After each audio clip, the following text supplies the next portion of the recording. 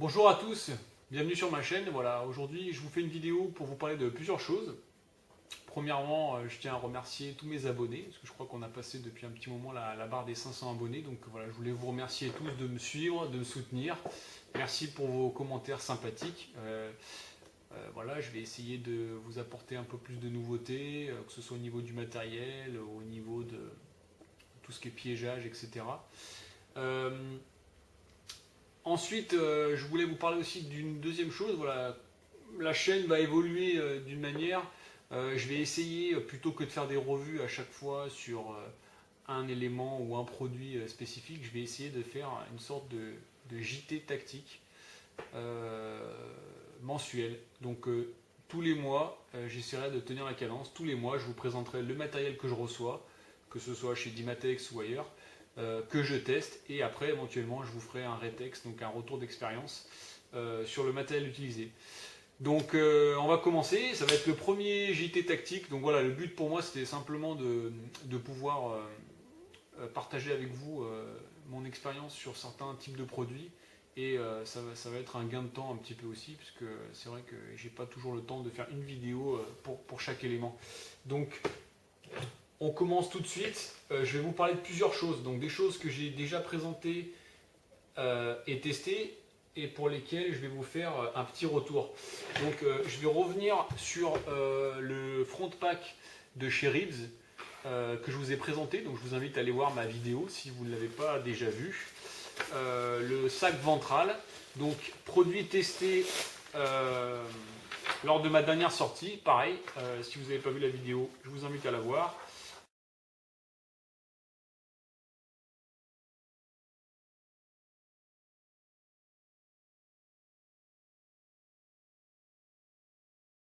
C'était une sortie de 4 jours dans l'Aude, en pleine rivière. Donc voilà, le Reeves Pack qui se porte comme ça. C'est un sac ventral en fait qui vous permet de porter des affaires sur votre torse, et en même temps d'avoir votre sac à dos. Donc retour excellent. J'avais eu des commentaires. J'avais eu un commentaire assez judicieux.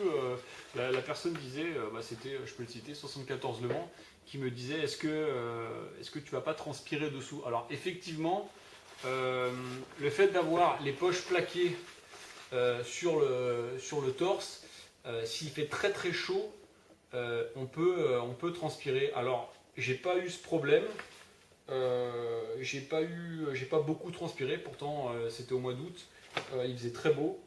Le revêtement est quand même assez étanche. J'ai rien eu de mouillé à l'intérieur des poches, et c'était pas du tout désagréable. D'autant plus que si vraiment il fait très chaud, on peut ouvrir le zip et aérer 5 minutes. Alors, je pense que j'aurai moins ce problème l'hiver, puisque forcément l'hiver j'aurai donc une veste sur moi, et avec la température extérieure j'aurai un petit peu moins chaud, mais voilà, c'est un truc qui m'a pas du tout gêné. Donc retour excellent, j'ai eu aucune gêne au niveau des épaules, avec les bretelles de mon sac, vraiment rien à dire sur ce produit. D'autant plus qu'aujourd'hui il est disponible en France à la vente, dans les magasins spécialisés, notamment au Vieux Campeur. Donc voilà, petit retour d'expérience pour le Reeves Pack. Je vous le recommande fortement. Je vous rappelle deux tailles, taille médium et taille large, avec évidemment des capacités différentes. C'est du matos américain, donc ça taille très très grand. Donc avis aux amateurs, si vous voulez, prenez bien les codes quand même, si ça vous intéresse. Deuxième produit que j'ai pas présenté, mais que j'ai testé donc durant ma sortie dans l'Aude, c'est le Mora Bushcraft Black. Donc il y a plusieurs revues qui ont déjà été faites sur ce couteau. Et c'est un couteau que j'ai en test depuis maintenant un petit moment, et que j'ai pu tester quand même pas mal durant ma sortie. Je vous en parle pour plusieurs raisons. La première, c'est parce que j'ai été bluffé par les capacités du couteau, et parce que je pense qu'aujourd'hui, en matière de rapport qualité-prix, il n'y a rien de mieux, il n'y a rien qui bat un Mora. Je veux dire, aujourd'hui c'est imbattable. Alors, ça va être mon quatrième Mora. Je vous parle du compagnon qui est mon couteau de bouche, puisqu'il est en inox, et que j'utilise souvent. Voilà, pour vous faire un petit comparatif. Donc, avec le compagnon, on était comme relativement limité. Avec le Mora Black, on a déjà pratiquement 1 cm de lame en plus. On a une épaisseur de lame quand même, je vous montre la différence, assez conséquente, une différence assez conséquente. Alors au niveau du montage de la lame, c'est pas une pleine soie, mais la soie va beaucoup plus loin que sur le compagnon. Elle arrive pratiquement à la fin du manche, ce qui vous permet déjà de bâtonner beaucoup plus que sur un Mora compagnon. Donc évidemment on ne pourra pas bâtonner des grosses bûches comme on pourrait le faire avec un couteau de camp, avec un montage plat de semelle, mais enfin c'est quand même exceptionnel. Donc pour le Mora Black, on a quand même une lame qui fait 3,2 mm d'épaisseur. On a une finition noire mat pour protéger la lame de la corrosion. Donc c'est la particularité de celui-là, du Mora Bushcraft Black, c'est qu'il est bien sûr en carbone. Donc émouture scandinave bien sûr, un tranchant rasoir, un manche en gomme avec vraiment une très très bonne préhension. La prise en main est excellente. Voilà, donc l'étui il est classique, hein, c'est pratiquement le même que sur tous les Mora. La différence par rapport au compagnon, c'est que sur le compagnon vous aviez un clip ceinture et sur le Bushcraft Black vous avez un passant ceinture. Je ne suis pas trop fan du passant, j'aurais préféré un clip. Maintenant voilà, ça vous permet d'avoir un port en haut, un port en bas. Voilà, vous pouvez régler la hauteur du port du couteau. La rétention est bonne. Voilà. Donc, je ne m'attarde pas plus dessus. Il y a déjà plein de vidéos sur le Mora Bushcraft Black. Mais enfin, il est vraiment exceptionnel. Un autre détail, et ça a été fait pour, le dos de lame a été travaillé en fait pour pouvoir, si vous voulez, l'utiliser avec un Fire Steel. Donc, voilà. On peut venir utiliser le dos de la lame. Il y a vraiment un très très bon angle. Voilà. Donc ça c'est excellent. Voilà, donc je ne m'attarde pas plus. Le Mora Bushcraft Black, je vous en parle parce que c'est quelque chose qui est vraiment, je pense, incontournable. Encore une fois, ça vaut à peu près une trentaine d'euros. Alors c'est le plus solide des Mora. Et pour une trentaine d'euros, je pense que ça serait vraiment idiot de s'en passer. Voilà, en ce moment, alors évidemment, je suis mal placé pour parler puisque je suis fan de couteaux et que j'en ai pas mal.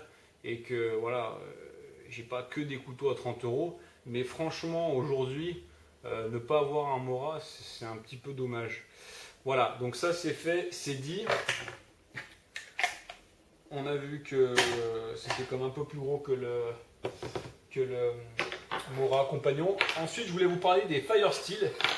Et d'un Fire Steel que j'ai reçu pareil il y a quelques temps, donc avant cet été, et que j'ai testé aussi lors de ma dernière sortie. C'est le Fire Steel Strike Force de chez Ultimate Survival Technology. Donc là pour moi c'est de tous les Fire Steel que j'ai utilisés, c'est le must. C'est le Fire Steel pour moi. Enfin voilà, de ceux que j'ai utilisés, c'est le mieux. Alors après évidemment on peut toujours réussir avec ce qu'on veut. Pour vous donner à titre comparatif, voilà, donc ça c'est mon Light My Fire que j'utilise. Ça c'est le Fire Steel de chez Essie. Donc on voit déjà qu'on est sur une tige beaucoup plus volumineuse. Et donc ça c'est le Strike Force. Alors vous allez voir qu'il est quand même assez imposant par rapport même par rapport au Essie. Je sais pas si on voit. Voilà. Alors le Strike Force il est classé dans la catégorie au niveau prix catégorie plus quoi, c'est-à-dire il est pareil, il est à peu près dans la même gamme de prix que le Fire Steel de chez Essie. Il vaut une trentaine d'euros. Voilà, coloré orange. On a le grattoir qui se trouve dans le capuchon. On a un compartiment derrière qui permet de loger par exemple un Wetfire, comme ça. Donc c'est du combustible solide. Voilà. Et on a une puissance hallucinante. Je ne sais pas si on voit bien. Voilà. Donc c'est assez impressionnant. ça crache vraiment quoi. Enfin, j'ai rien vu de mieux pour l'instant sur le marché. Alors évidemment, vous allez me dire, ouais, 30 euros, c'est un peu cher, mais voilà, c'est testé. Franchement, j'en suis super content. Et si vous voulez vraiment un Firesteel qui crache, bah voilà. Donc le Strike Force, c'est vraiment une tuerie. Je vais vous faire une petite démo quand même. Hein.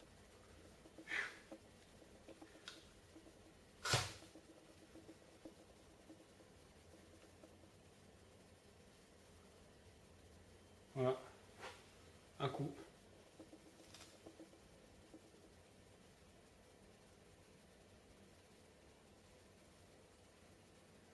Voilà, un seul coup. Donc le Strike Force de chez Ultimate Survival Technology. Donc voilà, un excellent Firesteel. Euh, voilà, c'est vraiment une bête. Voilà. À recommander, voilà, je vous le recommande fortement à tester.